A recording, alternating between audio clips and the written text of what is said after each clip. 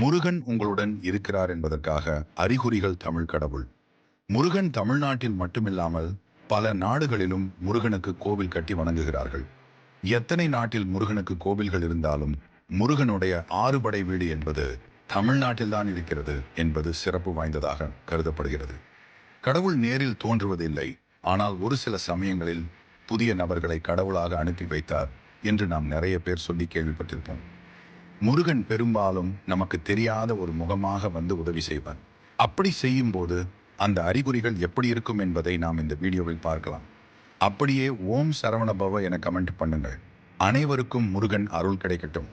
நமக்கு ஒரு தீராத கஷ்டம், ஒரு முடியாத சூழல் உருவாகும் போது அந்த கஷ்டத்துக்கு நமக்கு கை கொடுக்கிறவர்கள், அவங்களுடைய பெயர் பார்த்தீர்கள் என்றால் முருகன், கந்தன், குமரன், வெற்றிவேல், இந்த மாதிரி ஏதாவது ஒரு முருகனுடைய பேரில் பல சூழ்நிலைகளில் அவர்கள் மூலமாக முருகனிடமிருந்து நமக்கு உதவி கிடைக்கும்.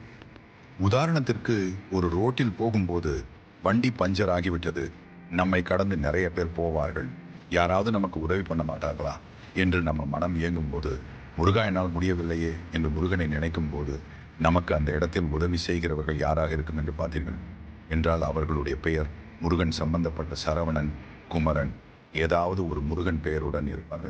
இல்லாத பட்சத்திற்கு அவங்க இருக்கக்கூடிய வாகனத்துல முருகருடைய மயில் இல்லை என்றால் வேல் அல்லது சரவண பவ போன்ற முருகனுடைய ஏதாவது ஒரு வாசகம் வரும், கண்டிப்பாக இருக்கும். நிறைய பேர் அனுபவிச்சு சொல்லியிருப்பார்கள்.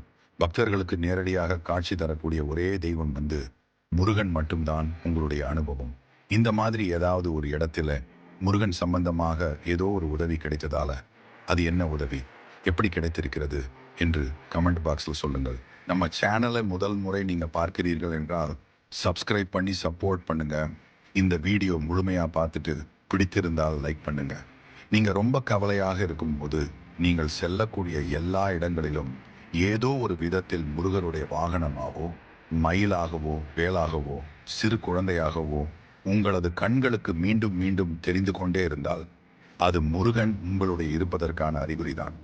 பொதுவாக நம் வாகனத்தில் போகும்போது நம்முடைய சிந்தனை முழுமையில்லாமல் கவனம் சிதறி சென்று கொண்டிருப்போம்.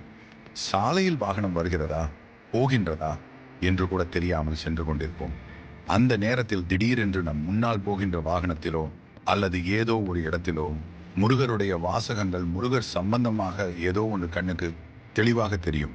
நீங்கள் ஒரு 10 கிலோமீட்டர் தூரம் வந்து கொண்டிருக்கிறீர்கள் என்றால் இந்த 10 கிலோமீட்டர் தூரம் வரைக்கும் என்ன நடந்தது என்பதே உங்களுக்கு தெரியாது. ஆனால் அந்த முருகர் சம்பந்தமான ஏதோ ஒரு விஷயத்தை பார்த்தது உங்களுடைய மனதில் ரொம்ப ஆழமாக பதியும். இல்லை என்றால் அதை பார்த்த உடனே உங்களுக்கு ஏதாவது விழிப்புணர்வு வரும். அப்போதுதான் நீங்கள் வாகனத்தில் சென்று கொண்டிருக்கிறீர்கள் என்பதே உங்களுக்கே தெரிய வரும்.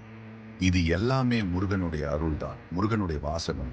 அவருடைய பெயர் சம்பந்தமா ஏதோ ஒரு விஷயம் கண்கள் மறுபடி வந்து கொண்டிருக்கிறது என்றால் அவர் உங்களை பார்த்து கொண்டிருக்கிறார் என்பதை உங்களுக்கு உணர்த்துறதுக்காக இந்த விஷயம் நடந்து கொண்டிருக்கிறது. அடுத்தது, நீங்கள் உடல்நிலை சரியில்லாமல் மருத்துவமனைக்கு செல்கிறீர்கள் என்றால் அந்த இடத்தில் அந்த மருத்துவமனையினுடைய பெயர் முருகனுடைய ஏதோ ஒரு பெயராக இருக்கும்.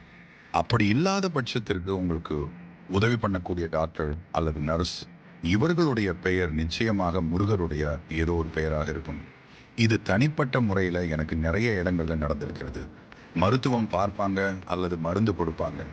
இது யாருக்கெல்லாம் நடந்திருக்கிறது என்பதை நீங்கள் கமெண்டில் சொல்லுங்கள். உங்களுக்கு நடக்கவில்லையே என்று யோசிக்கிறீர்களா? இனி நீங்கள் செல்லக்கூடிய இடங்களில் நுட்பமாக கவனித்தீர்கள் என்றால் உங்களுக்கே தெரிய வரும், முருகன் அருள் கிடைக்கும் என்று. பூஜை ரூமில் ஒரு குழந்தை மாதிரி சத்தம் கேட்கிறது, வீடு முழுக்க விபூதி வாசம் வீசும், இதெல்லாம் முருகனுடைய அறிகுறிகள்.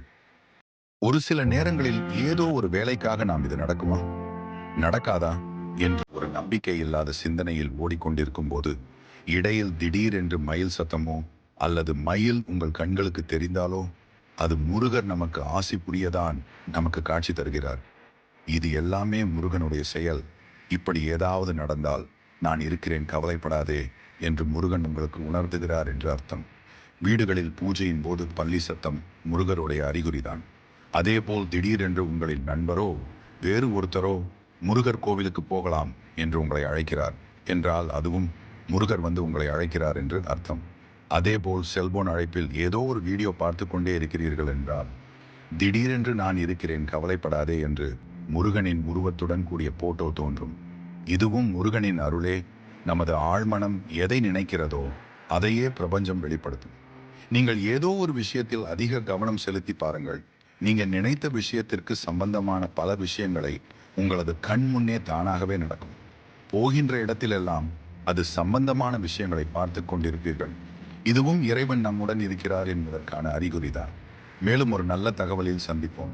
வீடியோ பிடித்திருந்தால் லைக் பண்ணுங்க. உங்களது கருத்துக்களை கமெண்ட் பாக்ஸில் சொல்லுங்க. மறக்காம சப்ஸ்கிரைப் பண்ணுங்க. முருகர் எப்பொழுதும் உங்களுக்கு அருள்